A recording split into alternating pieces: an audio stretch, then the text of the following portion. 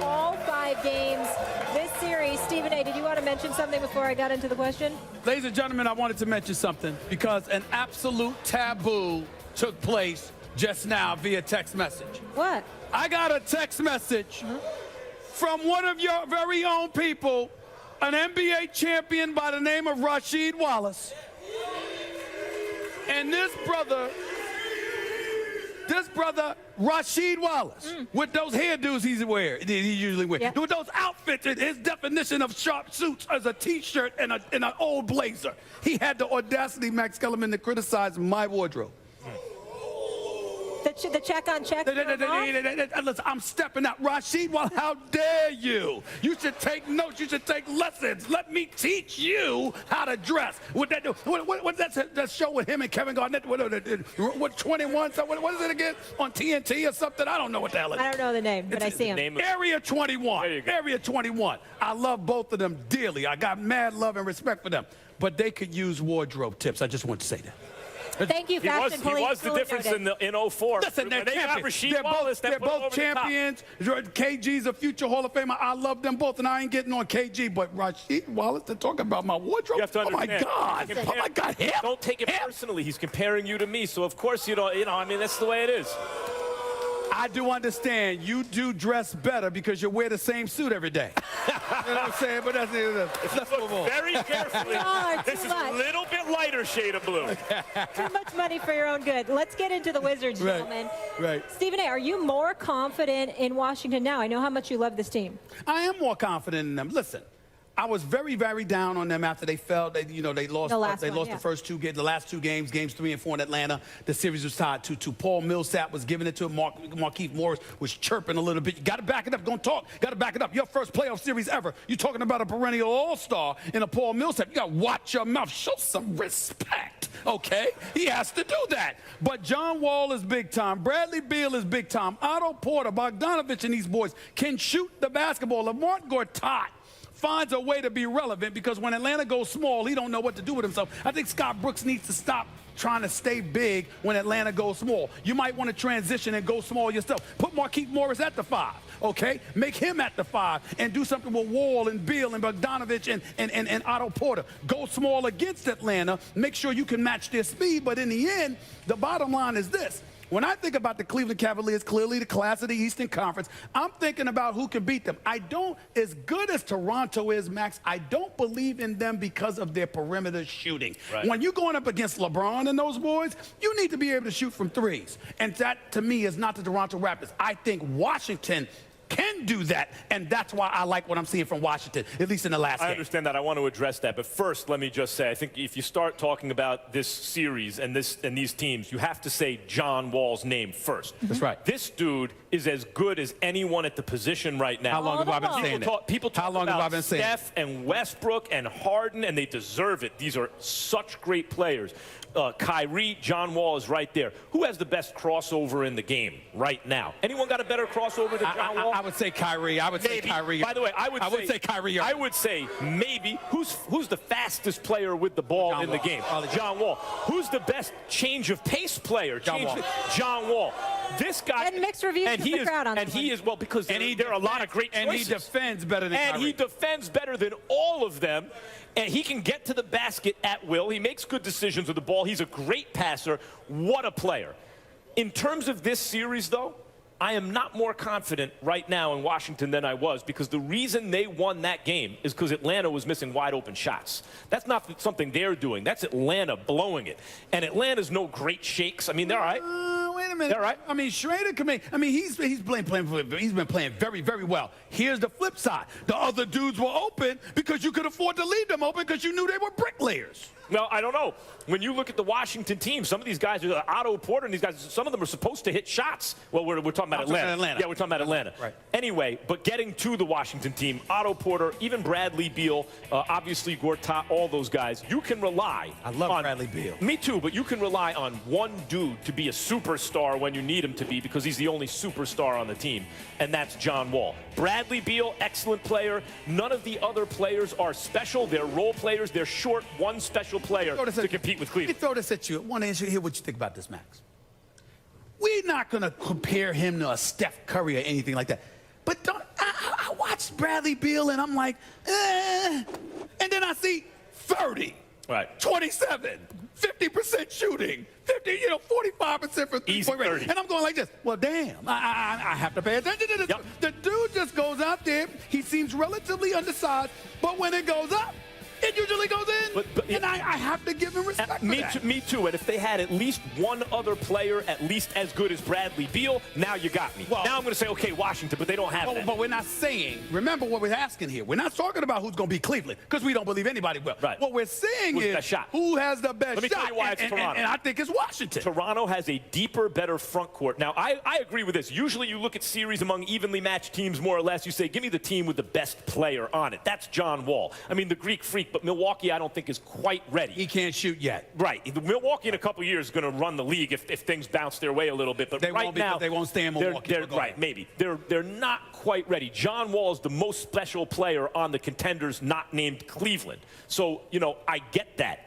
But Toronto is deeper and better in the front court. They have an excellent backcourt. And I'll tell you something else, Stephen A. You're right. They don't shoot the three. They don't have that kind of game. Remember the Mayweather-Maidana fight? Yes. How Maidana was able to really shake them up and win some rounds and make it a close, tough fight?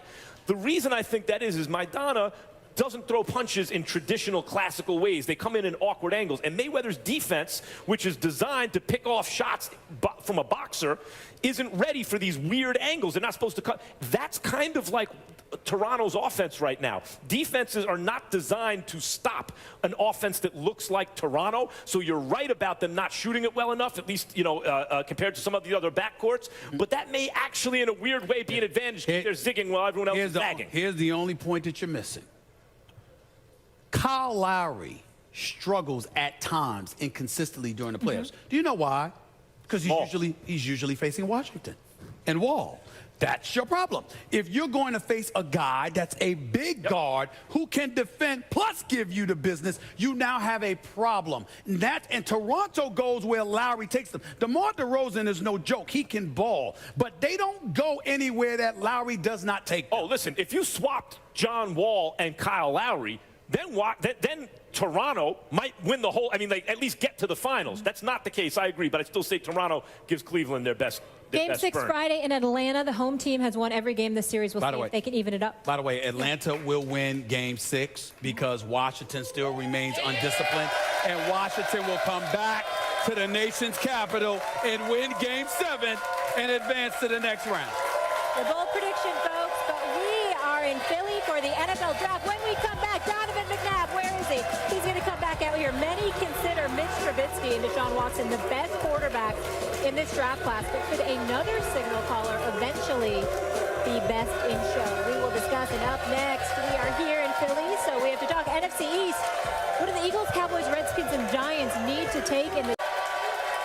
I have no idea whatsoever why Deshaun Watson is being rated lower than Mitch Trubisky. Maybe Donovan McNabb can explain it to me, Max. Maybe. And also Mollywood coming up, where the fans, a lot of first take fans, get to ask your questions. Mollywood. 4 takes, that's you. 3 takes, not me. 2 takes if you lucky. First take, you got me.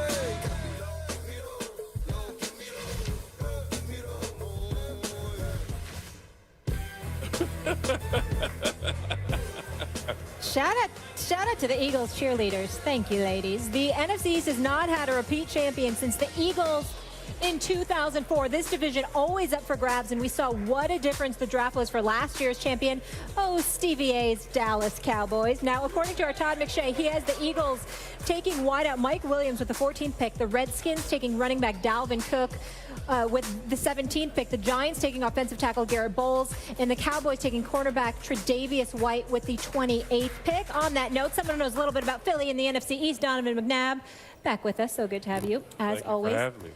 Max, I'll start with you. How important is this draft for the NFC East? I don't think it's actually very, because you look at the 3 real contenders in this division. It's always Washington is like, yeah, whatever. But the other 3 you got to pay attention to. They're stout on one side of the ball or the other. And if you really break it down case by case, it's not like Dallas last year where, like, they really have everything on offense. If they have a backup quarterback and a running back, and they get them both, right? I don't see that in this draft, especially since none of these teams are picking extremely high in the first round. Maybe if Dallas traded up and took Myles Garrett, and they had a guy like that. But I don't see that happening. And Jerry Reese for the Giants needs to fix the offensive line. He has not shown the ability to do that at all through the draft. So, and he's usually not getting the #1 preference on the offensive line because he's never traded up in the first round. He's never done that. So I don't see the Giants doing that. I don't see Jerry Reese necessarily getting he does other things well, but the O-line right, even if he did. I don't see the Cowboys getting a guy like Myles Garrett.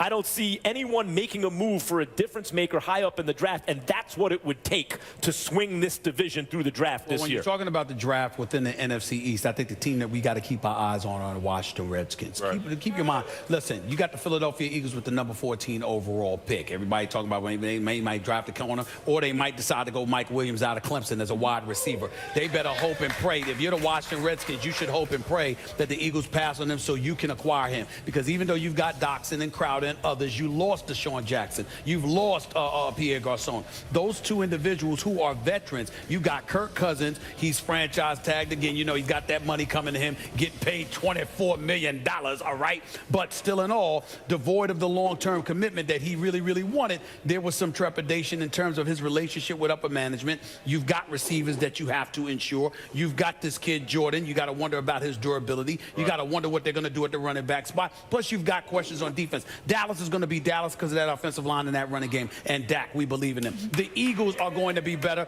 because Alshon Jeffrey and who knows who else they'll get. And I think Carson Wentz got potential. I like Carson Wentz. The Giants pricked up Brandon Marshall, and their defense had already vastly improved from the year before. But they need to shore up that O-line, the tight end position. Of course they do. But the biggest question mark is the Washington Redskins. Right. They can fall off the map in that division if they don't address this draft adroitly. You know, I look at it in a sense, we talk about the top teams, obviously, offensively. You look offensively in the Dallas Cowboys and what they're able to do with Ezekiel Elliott and obviously Dak Prescott. You look at the Washington Redskins. Kirk Cousins still put up great numbers, even with a lack of run game. And then Deshaun Jackson leaving, and we don't know about Pierre Garçon, but then they still have pieces that can fill right into that void. So, to me, they're probably the second best offense. The New York Giants bringing in Brandon Marshall, that adds another piece of the puzzle because he can play outside and inside. Shepard, I think, is going to be a star in that offense. And also, now you look at the Philadelphia Eagles, I wonder about their running game. Darren Sproles is getting up there in age. He's going to retire after this season.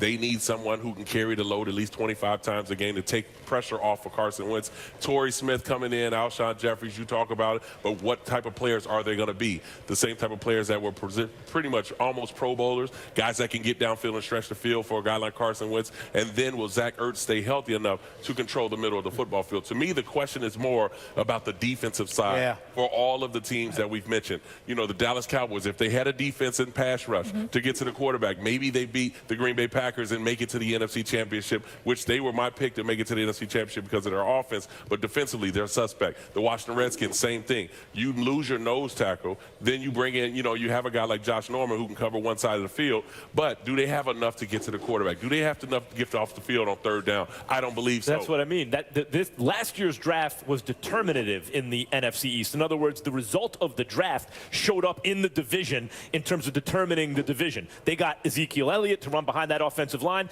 They got a young quarterback who got to step in when Romo inevitably obviously got hurt very early before the season began, and they were off to the races. The Eagles found their franchise quarterback. That was a huge draft. I don't see this draft having that effect on the division. You know what resonates with me, though, when you bring up defense? I'm looking for a mystique-altering figure on the defensive side in the draft, and I'm thinking you think about the linebackers. Reuben Foster might fall to somebody because of questions about him. And we also, and by the way, we're here in Philadelphia, but I'm not bringing up his name just because we're here in Philadelphia. Watched a little bit of the Senior Bowl, saw how this dude performed, spoke to the expert extraordinaire himself, Mel Kiper. No one that I've spoken to, whether it's him, McShay, or anybody else, can stop raving about Hassan Reddick out of Temple. This kid can ball. And so when you look at him or Reuben Foster, if one of those teams within the NFC East can get their hands on one or two of those guys, it can change some things. Well, let me add to that because now we're in Philadelphia, and obviously I follow my team, and I bleed green and silver. You know about Philly. The whole thing about it. When I look at this football team, if they have another pass rusher, they get another pass rusher, they get a corner, and also I'm going to add a safety to that mix. If Adams drops to 14, you cannot pass on him. I think when you look at Jamal Adams. Jamal Adams. I don't think he'll drop to 14. But see, this he won't drop to 14. Because when the Philadelphia Eagles were very successful, yeah, we made some plays happen on Weapon X. Brian Westbrook, myself. We brought in some other key players. Johnson. But when you have a guy on defense like a Brian Dawkins, Weapon X. Brian The Dawkins, hitman. although Jim Johnson, late great Jim Johnson, is no longer the defensive coordinator, but they have a valuable defensive coordinator here. If you have a guy that can be disruptive, you have Fletcher Cox, your defensive tackle, defensive end. He's able to get to the quarterback. But you bring it up. If Reuben Foster is available, you cannot pass. Yeah, but you're right. In other words, it's possible that the draft has that effect, but these three teams that we're talking about, really the three contenders. It's about defense. Right, and it's also about a little luck in the draft. You have to hope guys I'm surprised you said defense for the Giants. I feel like they shored that up last But they year. didn't It's show more up running against back. Green Bay. They didn't show. They did in the first half. They put a lot. First half don't win you football games, as you can Aaron tell. Rodgers, brother, what are you going to do?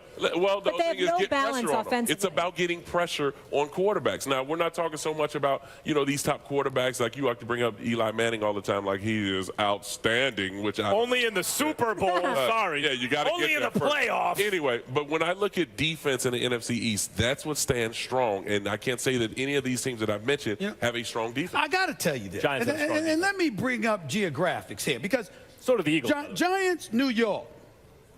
Eagles, Philly. The hell with Dallas. And then you got Disrespectful. the Redskins, and then you got the Redskins in the nation's capital. I'm talking about blue collar. I don't need. Listen, when I think about Reuben Foster, it seemed like a nice guy when he was on the show the other week. We know. Let's hope that everything is all right. But what I'm trying to say is this: I want somebody nasty. Now Brian Dawkins. Yeah. Now Brian Dawkins is a nice guy and he speaks eloquently. He's a good, beautiful person. But in a suit. But when that brother put on that, I said what I'm talking about when he's talking. Yes. Not when he's playing. in a suit. Listen. You want a hunter. In a suit. That dude was He's so a bad. headhunter. I was talking about in a suit. He's nice. In a suit. But in a uniform, the brother was the hitman. I need somebody in Philadelphia on the Capitol. Last thing, and then we'll go to I need somebody I nasty. disagree about the assessment of the defense. I think the Giants have a good defense, and I think the Eagles at times last year were trending toward elite defense. All right, let's leave it there. I disagree. Donovan sticking with us. When we come back, we have some players with character issues potentially being drafted tonight. We're going to get into some of the more controversial players in this year's draft. Should teams take a chance on them, and how will it affect their stock? And we are close to the best part of the show. We're heading to Mollywood. Get familiar. Some questions for Stephen A. and Max from our fans. First take on the road in Philly. I mean, I'm stepping out.